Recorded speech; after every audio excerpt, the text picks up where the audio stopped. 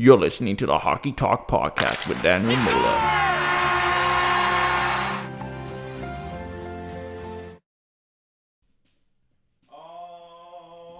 Alright, let's go. Alright. So we got a lot to talk about today. This is a bonus episode of the Hockey Talk Podcast.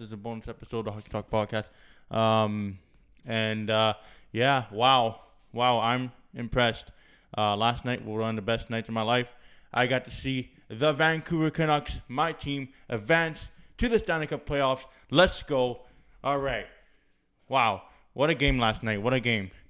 Well, where do we start? Let's just say that Canucks have advanced to the playoffs since 2014 for the first time since 2014. For the first time in 2014, and first time since 2014. That's a lot. That's a lot. Wow. I'm excited. I'm really excited. Let's go. Canucks defeat the Minnesota Wild in overtime. We'll get to the game soon. But wow.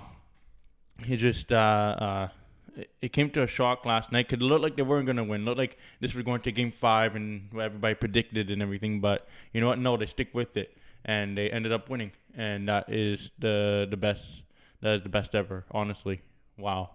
Wow, what a game. Honestly. Wow. Good job, Canucks, for winning and everything. Yeah. Good job for the Canucks on winning that game and everything. Yeah. That was an awesome game. It really was. But yeah, so let's talk about the game. The game started off with Minnesota scoring first, and then Pearson scored again to tie it up. And then Minnesota took a 3-1 lead. I'm just going to shorten it a little bit. Minnesota took a 3-1 lead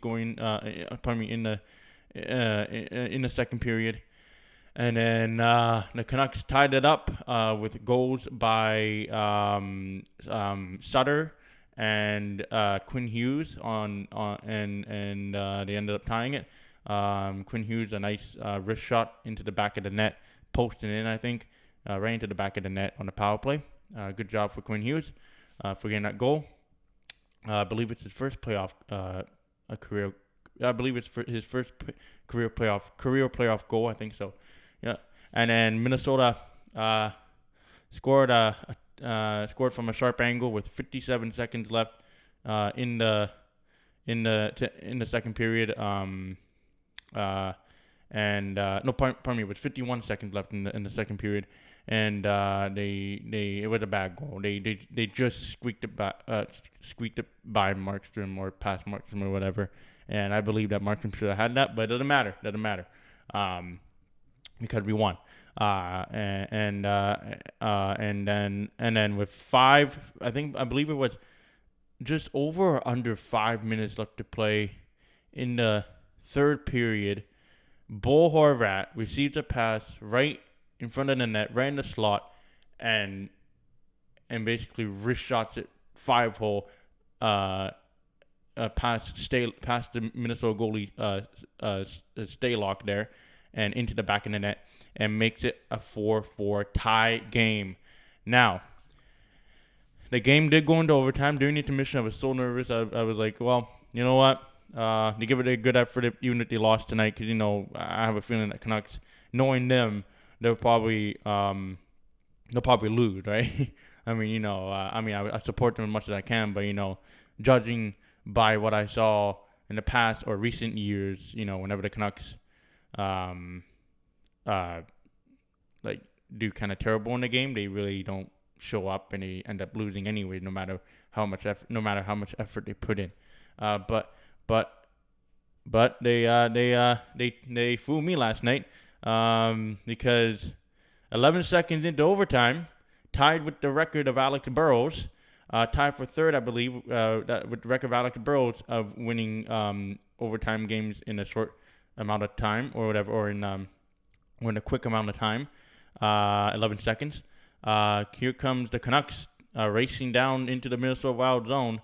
Puck just gets past the Minnesota Wild player, right back to the point to Tanev. Tanev wristed it.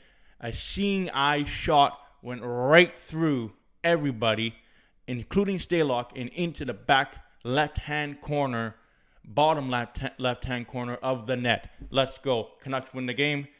Tanev is the hero, and the Canucks are going on to the Stanley Cup playoffs, not finals. I was going to say finals there. Canucks are going to the Stanley Cup playoffs. Still lots of hockey left, I understand that, but this is a big improvement, big step forward for sure. We haven't been in the playoffs for a very long time. It's been 5 to 6 years, and if we continue the way we're playing, we're bound to do amazing things. We're just too good right now, and if we continue to do good things and continue to play good, we will maybe potentially hold that Stanley Cup this year, hold the Stanley Cup high over our head this year. But I don't want to jinx it. I don't want to spoil it or anything. But it is a possibility that the Canucks can win the Stanley Cup this year if they continue to play the way they're playing. Markstrom didn't have a good start in net last night, but his team helped him out by tying the game twice and then winning it in overtime for him. And that's and